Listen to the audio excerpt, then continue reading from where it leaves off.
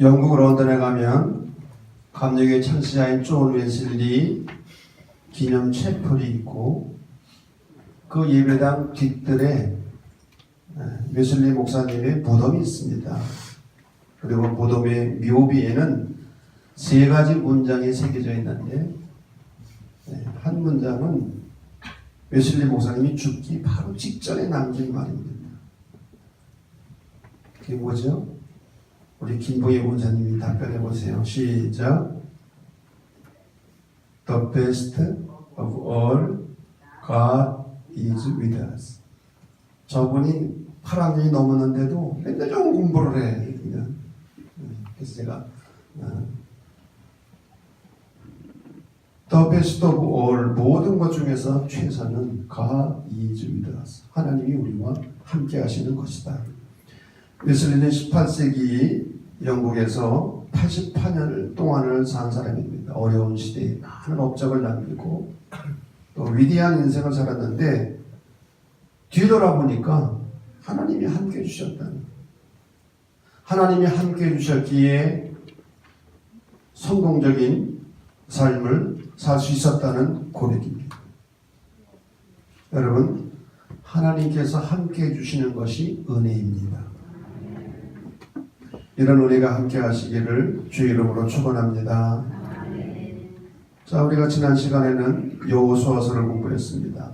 여호수아서의 내용이 무엇입니까? 이스라엘 백성들이 약속의 땅을 점령하고 12지파에게 분배하는 이야기.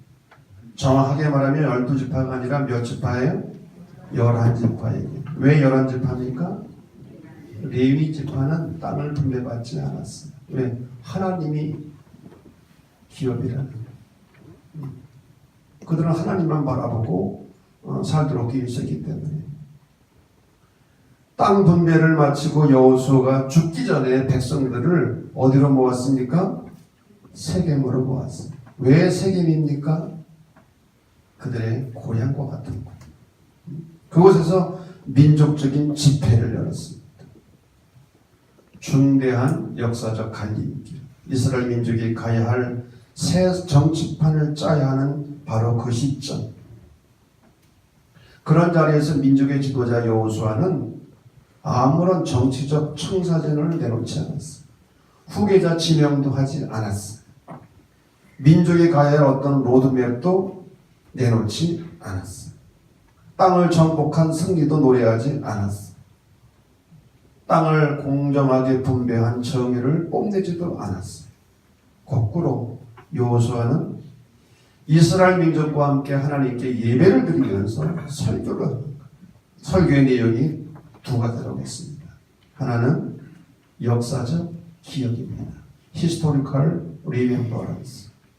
출애굽과 광야 40년의 긴 여정을 하나님의 구원의 빛에서 다시 기억하고 해석하면서 오늘 감사하고 있는 이 역사적 기억.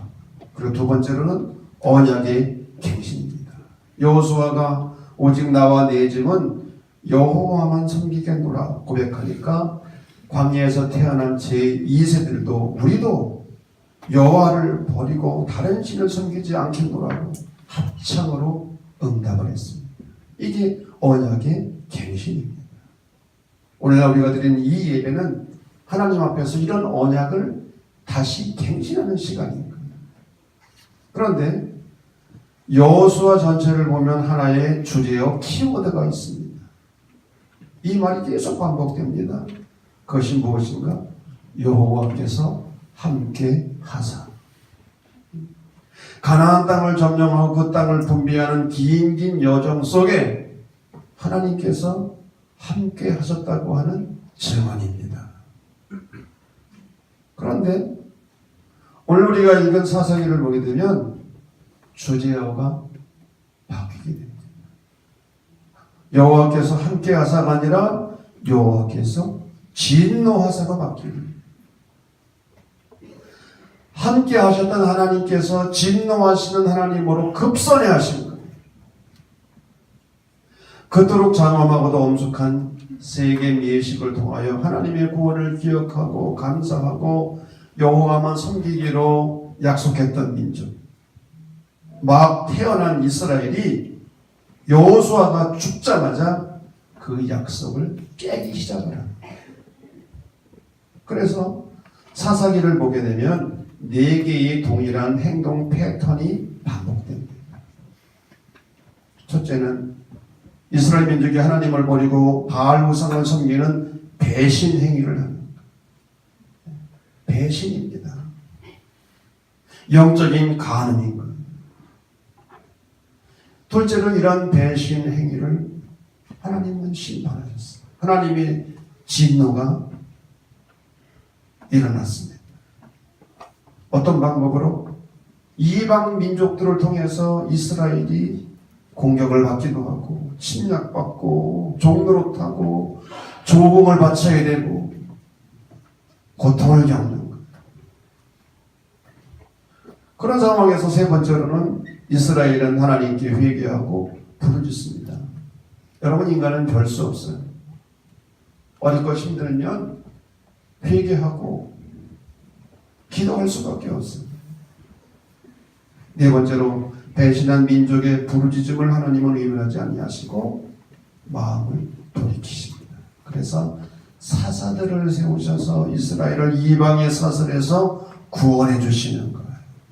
사사가 누구인가? 왕이 없던 시대의 위기를 만납니다. 하나님의 부르심을 받아 백성들을 구원한 군사적 지도자. 평화 시에는 백성들을 다스리고 송사를 처리해주는 재판관이고 행정가였어요. 사사기는 이 4개의 패턴이 계속 반복되면서 진행되는 이스라엘의 타락사였고, 좋게 말하면 민족 형성사였어요. 그리고 그 중심에는 민족과 부족을 이방으로부터 구출해낸 사사들의 영웅담들이 사사기를 수놓고 있는 거예요. 그러나 사사기는 영웅들의 전기가 아니라는 데서 오늘의 말씀을 시작하려고 합니다. 사사기는 공궁에 빠진 민족과 부족을 구원해낸 영웅담이 아니라는 거예요. 사사기는 거꾸로 하나님의 진노하심에서 문제를 풀어가야 됩니다. 왜? 하나님은 오랜 세월 그들과 함께 하셨던 그의 동행하심의 손길을 한순간에 끊으시고 민족을 멸하는 진노하심으로 급선회 하셨는가? 우리는 사사기를 읽으면서 우리가 의문을 던지고 풀어야 될 문제입니다.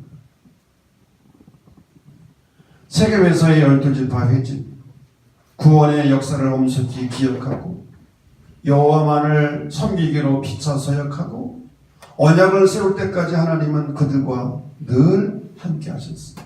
그러나 문제는 세겜 이후였습니다. 여호수아가 없는 역사의 진행 속에서 이스라엘은 어떤 민족 공동체를 세워갈 것인가라는 정치 실험을 시작한 것. 이 정치 실험은 하나님의 통치하심을 구현하는 국가인가? 아니면 지상의 왕을 중심으로 하는 왕정 국가인가를 선택해야 하는 실험이었어요. 이 정치 실험은 기드온과 그의 아들 아비멜렉을 통해서 극렬하게 표출이 됩니다.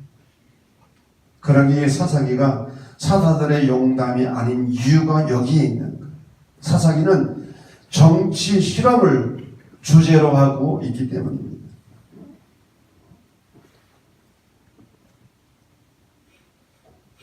사사 기드온. 그는 어느 사사보다도 신앙과 기량을 갖춘 사람이었습니다. 그는 시내반도와 모압 북쪽 그리고 요단 땅을 계속 종횡무진 누비고 다니던 미디안 대군의 침략을 300명으로 막아냈습니다. 그는 영웅 중의 영웅으로 칭호를 받기에 넉넉한 사사였습니다. 그러나 그의 위대함은 전쟁에서의 승리가 아닙니다. 그의 위대함은 하나님의 뜻을 정확하게 포착하는 그의 신앙에 있었어요. 기드온이 300명을 가지고 미디안 군대를 대파하고 난 후에 흥분한 이스라엘 백성들이 소리를 칩니다. 사사기 8장 22절입니다. 당신이 우리를 미디안의 손에서 구원하였으니 당신과 당신의 아들과 당신의 손자가 우리를 다스리소서. 영어 성경을 보면 rule over us, 통치하라는 말로 표현합니다. 백성들이 일어나서 기드온을 왕으로 추대하는 거예요. 기드온만이 아니라 기드온의 아들, 기드온의 손자들까지도 우리를 다스리도록 해달라는 거예요. 이때는 기드온이 이스라엘의 초대 왕이 될 수 있는 절호의 기회였어요. 그러나 이 자리에서 기드온이 이렇게 말합니다. 내가 너희를 다스리지 아니하겠고 나의 아들도 너희를 다스리지 아니할 것이다. 기드온은 이 위대한 기회를 한순간 한마디로 포기하는, 굴러들어온 대권의 자리를 한마디로 포기하고 있습니다. 어떻게 이런 일이 가능했는가? 그에게 욕망이 없어서도 아니고 능력이 없어서도 아닙니다.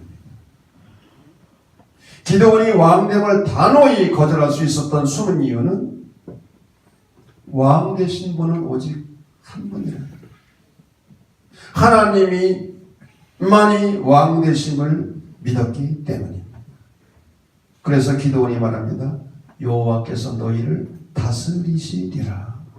이 한마디, 하나님만이 오직 다스리시는 분이라는 이 한마디 고백은 이 지상의 모든 왕들과 권력자들은 원천적으로 통치자가 될 수 없다는 선언입니다. 이 고백은 하나님의 주권 앞에서 인간의 모든 것을 내려놓는 것입니다. 그래서 기드온은 왕됨을 거절했습니다. 이것이 사사기에 숨어있는 주제입니다.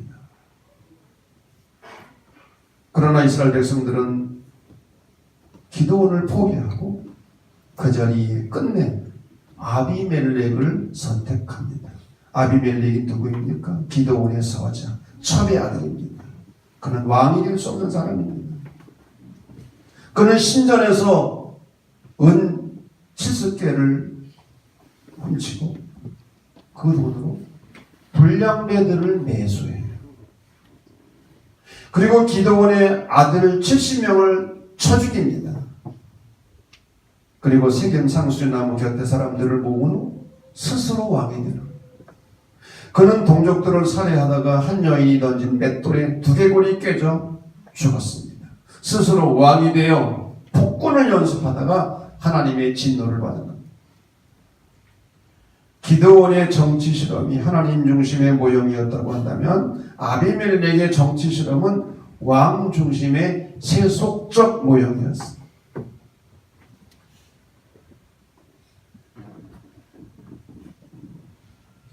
이스라엘 민족은 이러한 과정을 거치면서 돌이킬 수 없는 수렁으로 빠져들게 됩니다. 하나님을 버리고 바알 우상, 바알의 애인 아스다롯, 아람의 신들, 시돈의 신들, 온갖 이방 신들을 섬기는 대신으로 표출되었어요. 그리고 사사기 19장에서 21장을 보면 베냐민 지파 하나를 멸종시키는 싸움이 벌어지기도 합니다. 이스라엘과 전체와 베냐민 지파가 서로 싸움을 하는 거예요. 지파끼리. 세겜 이후 하나님께서 열어주신 거대한 축복의 가능성 앞에서 이스라엘은 실패한 민족으로 서서히 그 막을 내리고 있었어요. 이것이 사사기예요. 그런데 사사기는 집요하게 숨은 원인 하나를 추적합니다. 첫 번째 질문입니다. 왜 실패했는가? 실패한 이유가 무엇인가? 실패 원인은 오늘 본문에 있는 말씀처럼 전쟁을 알지 못하는 세대라. 전쟁을 알지 못하는 세대가 실패의 원인이라는 것. 이 전쟁을 알지 못하는 시대가 누구인가? 추격을 경험하지 못했어. 홍해를 건너고 광야에서 어떤 삶을 살았는지를 전혀 모르는 사람들. 심지어 가나안 점령 과정도 경험하지 못한 세대. 이 제3세대로 불리는 가나안 세대는 역사로부터 끊어져 있었어요. 역사로부터 끊어졌다는 말이 무엇인가요? 그들을 있게 한 그들을 그들되게 한 구원을 잊어버린 거예요. Historical remembrance, 역사적 기억을 하지 못한. 그래서 그들은 여호와를 알지 못한. 금년 2018년은 이 땅에 6.25 전쟁이 발발한 지 68주년이 되는 해이기도 합니다. 몇 년 전에 국가정보원이 초등학생을 대상으로 조사한 통계를 발표한 적이 있는데, 초등학교의 학생 35%가 6.25 전쟁이 남한이 저지른 북침이라고 믿고 있었어요. 초등학생의 57%가 6.25 전쟁을 조선시대의 동란으로 알고 있었어요. 중고등학교 학생 38%가 전쟁이 나면 나가서 싸우지 않겠다고 응답을 했어요. 권태호 장군이 수도군단장을 했을 때 그런 말을 들었어요. 사병들에게 물었다는 거예요. 6.25 전쟁이 무슨 전쟁이냐. 그랬더니 군에 갓 입대한 젊은이들도 우리나라와 일본과의 전쟁이라고 대답을 하더라고요. 그러면서 통탄을 하더라고요. 무슨 말입니까? 역사로부터 끊어진 세대, 전쟁을 알지 못하는 세대가 우리 민족의 내일을 책임져야 하는 주역들이라는 것. 여기에 우리 역사의 어둠이 들이오고 있습니다. 우리는 한 가지를 물어야 됩니다. 누가 이 세대를 전쟁을 알지 못하는 세대로 만들었는가? 고대 이스라엘은 쇠마라고 하는 가정 교육을 가정에서 부모들이 하지 못한데 그 책임이 있습니다. 가정에서 쇠마 교육을 해야 되는데 그 교육을 못한 거예요. 그렇다면 오늘 대한민국은 누구에게 책임이 있는가? 잘 살아보세라는 환상의 노예가 되어 그동안 그냥 잘 살아보겠다, 돈 벌어보겠다고 달려온 부모 세대, 이 땅의 정치인들, 학교 교사, 직무유기의 책임이 교사로서, 부모로서, 정치인으로서 제 사명을 감당하지 못합니다. 우리가 우리의 자식들을 이 역사로부터 끊어놓았으며, 그래서 하나님의 구원 사건을 알지 못하도록 만듭니다. 우리는 여호수아서에서 끊임없이 반복되는 역사적 기억을 망각합니다. 그러면 두 번째 질문이 하나 남아 있습니다. 무엇이 제3세대로 하여금 역사로부터, 하나님으로부터 떠나게 했는가? 사사기는 끈질기게 이 한 가지 이유를 붙잡고 경고하고 있습니다. 눈앞에 펼쳐진 거대한 가나안의 문명에 취했다. 수메르 문명, 지그라트 신전들, 그들이 만들어낸 로맨틱한 신화, 바알과 여신이 성교하는 데서 오는 이야기, 이러한 가나안의 화려한 문명은 광야를 방황하던 가난한 이스라엘 백성들에게는 유토피아인 거예요. 유토피아는 노웨어 어디에도 없다는 그런 말이라고 했잖아요. 유토피아인 거예요. 그래서 그들은 여호와를 버리고 가나안의 화려한 문명, 바알 우상을 따라가고 경배합니다.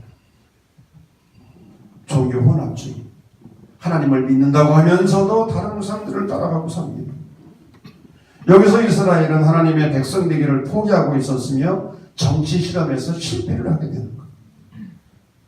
이것이 사사시대를 살았던 이스라엘의 종착지였습니다.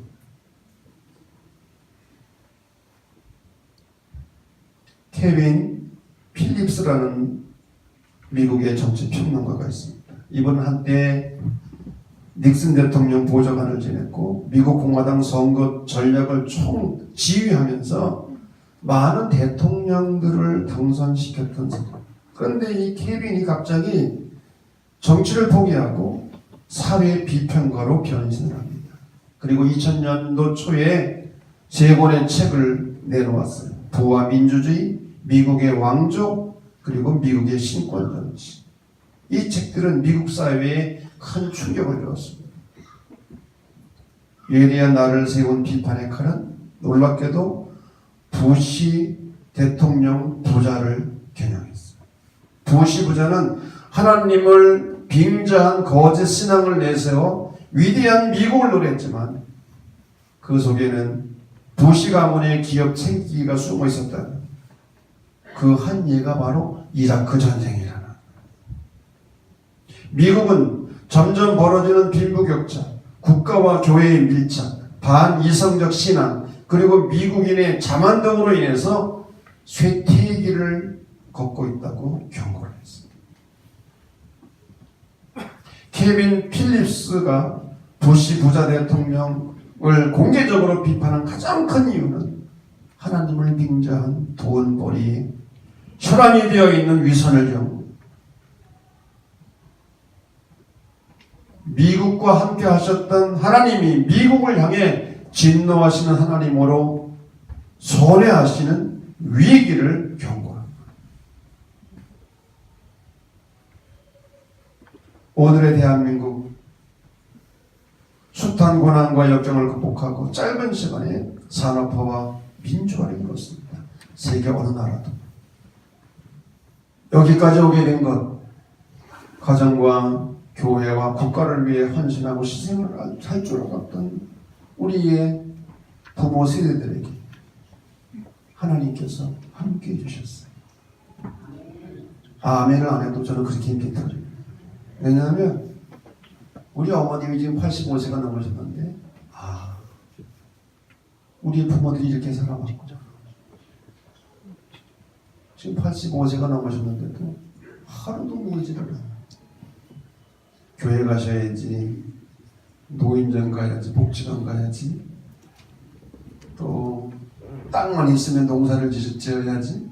농사 지어가지고 다 남주는 거야. 그냥 남주는 농사 지어가지고 거기다가 아르바이트까지. 우리나라가 얼마나 좋은 나라인지 저희 어머님이 동사무를 찾아갔대. 내가 아직 건강하니까 일자리를 달라. 그랬더니 일자리를 줬어. 궁금해 궁금하지 않나?